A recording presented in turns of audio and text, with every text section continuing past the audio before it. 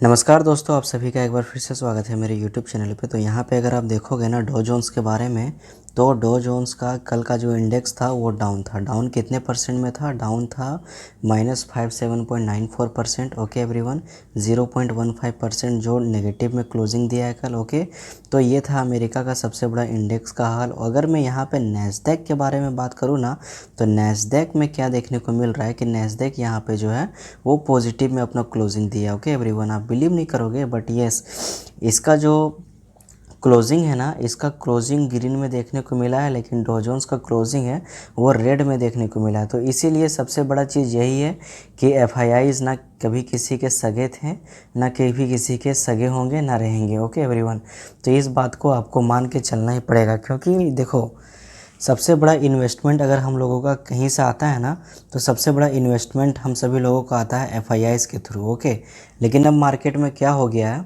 अब एफआईआईज़ धीरे धीरे कम होते जा रहे हैं। अब आप पूछोगे क्यों कम होते जा रहे हैं? क्योंकि आपको यहाँ पे एक चीज़ मानना पड़ेगा, जो रिटेल ट्रेडर है ना, जो रिटेल इन्वेस्टर है, रिटेल इन्वेस्टर और जो हमारे डीआईएस हैं, अब इनका मार्केट में इतना दबदबा हो चुका है कि ये लोग आएँ या ना आएँ या कहीं चले जाएँ, कोई फ़र्क नहीं पड़ता है। उसी का रीज़न ये है कि अगर एक दिन मार्केट क्रैश भी होता है तो 2 से 3 दिनों के अंदर में मार्केट अपने जगह पे रिकवर हो जाता है और वहाँ से न्यू हाई बनाने लगता है। तो मैं इसका सबसे पहले एफआईआईज़ और डीआईएस के डाटा पे कंपैरिजन करूँगा, उसके बाद मैं चलूँगा कि मंडे को निफ्टी और बैंक निफ्टी में हम लोग अपना रणनीति किस प्रकार से सेट कर सकते हैं। वेल एवरीवन, जैसा कि आप सभी लोग देख सकते हो कि मैंने यहाँ पे एफआईआईज़ का डाटा निकाल लिया है, और एफआईआईज़ का डाटा में अगर आप यहाँ पे अच्छे से नोटिस करोगे ना, तो आपको समझ में आएगा कि 14 जून मतलब कि 2175 करोड़ का यहाँ पे बाइंग हुआ है, लेकिन 13 जून को सेलिंग हुआ है। ओके, उसके बाद 11 जून को भी सेलिंग हुआ है, 6 जून को भी सेलिंग हुआ है, 5 जून को भी सेलिंग हुआ है, 4 जून को तो 12,436 करोड़ का सेलिंग हुआ है। और 4 जून को सबसे बड़ा गिरने का रीज़न क्या है कि डीआईएस ने भी अच्छा खासा वहाँ पे सेलिंग किया था। तो मेरा जो वीडियोस है ना काफ़ी दिनों के बाद आ रहा है, मैं 1 वीक से एक्टिव नहीं था यहाँ पे। ओके एवरीवन, कुछ काम में बिजी था इसी के कारण, लेकिन मैं धीरे धीरे आपको जो है ना सारा डाउट क्लियर कर दूंगा। ओके, एफआईआईज़ का अगर आप शुरू से ही देखोगे ना, तो इसका चाल चलन चरित्र शुरू से ही है कि किसी तरह करके हम लोग क्या करेंगे, हम लोग यहाँ पे इंडियन मार्केट को क्रैश कर देंगे। ओके, इंडियन मार्केट को क्रैश कर देंगे। क्रैश कर लेने के बाद हम लोग क्या करेंगे, हम लोग यहाँ पे फिर से बाई करेंगे, बुल क्वांटिटी में बाई करेंगे, और फिर से हो सकेगा तो हम सभी लोगों को यहाँ पे पैसा बनते हुए दिखेगा। लेकिन ये लोग अपॉर्चुनिटी जो है ना, अपॉर्चुनिटी ये लोग बना नहीं पा रहे हैं। उसका सबसे बड़ा रीज़न क्या है? रिटेल इन्वेस्टर्स का लगातार बढ़ना, ओके, डीआईएस का लगातार बुलिश होना, क्योंकि अब हम लोगों को किसी की ज़रूरत नहीं है। पैसों के मामले में अगर देखा जाए तो एफआईआईज़ की अब कोई ज़रूरत नहीं है मार्केट में। ओके एवरीवन, एफआईआईज़ अब लगाए निकाले कोई फ़र्क नहीं पड़ता है। एफआईआईज़ की कमी जो है डीआईएस और रिटेल इन्वेस्टर्स ट्रेडर्स मिलके पूरा कर ही रहे हैं। अब डीआईएस के बारे में बात करेंगे हम लोग।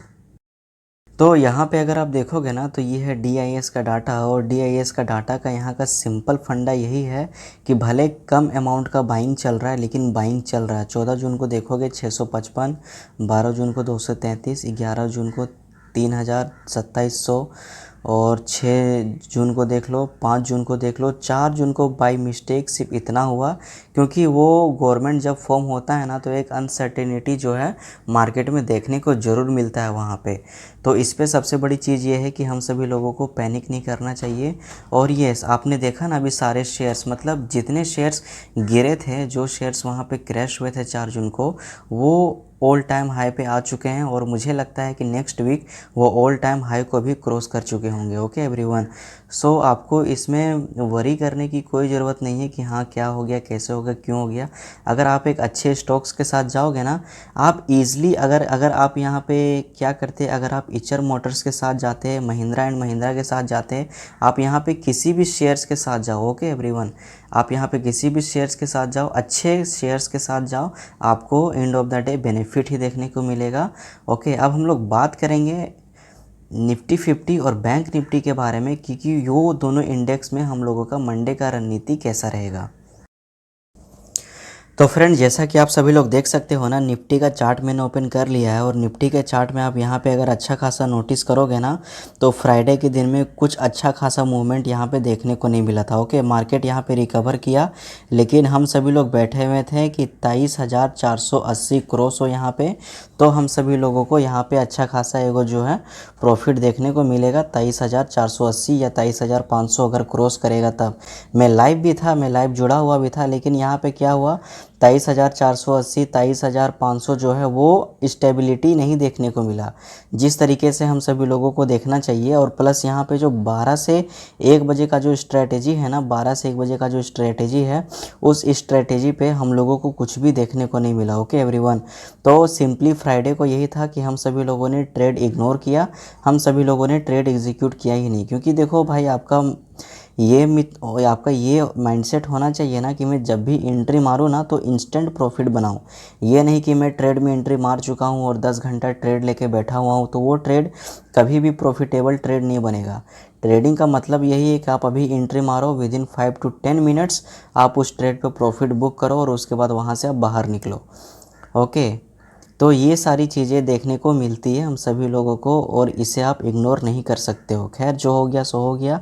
अब हम लोग यहाँ पे बात करने वाले हैं कि 18 तारीख को मार्केट किस प्रकार से काम करेगा। आप यहाँ पे समझ सकते हो ना, आज 15 है तो 17 को मार्केट क्लोज़ रहेगा, और इसलिए क्लोज़ रहेगा on the occasion of Bakrid, आप सभी लोगों को मालूम ही होगा।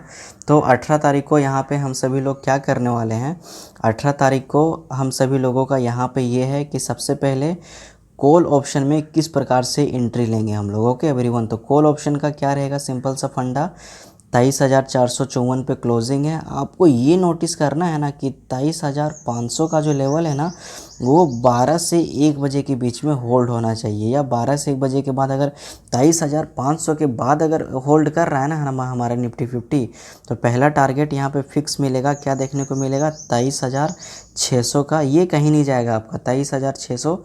दूसरा टारगेट यहाँ पे आपको देखने को मिलेगा 23,650 का। ओके एवरीवन, अभी भी 50-60 पॉइंट कंसीडर करके चलो आप, क्योंकि इंडेक्स जो है अभी बड़ा हुआ नहीं है। इंडेक्स बड़ा होगा जब 25,000 क्रॉस कर जाएगा तब। और याद रखना, अगर 25,000 क्रॉस कर गया ना, तो वोलेटिलिटी निफ्टी 50 में भी देखने को मिलेगा ही मिलेगा। अब मैं यहाँ पे बात करने वाला हूँ पुट ऑप्शन में। पुट ऑप्शन में आप किस प्रकार से ट्रेड एग्जीक्यूट करोगे, पुट ऑप्शन का सबसे सिंपल सा फंडा यहाँ पे क्या होने वाला है। ओके एवरीवन, पुट ऑप्शन में हम लोग क्या करेंगे, पुट ऑप्शन का आप मानो या ना मानो, लेकिन 23,000 टूटना बेहद ज़रूरी है।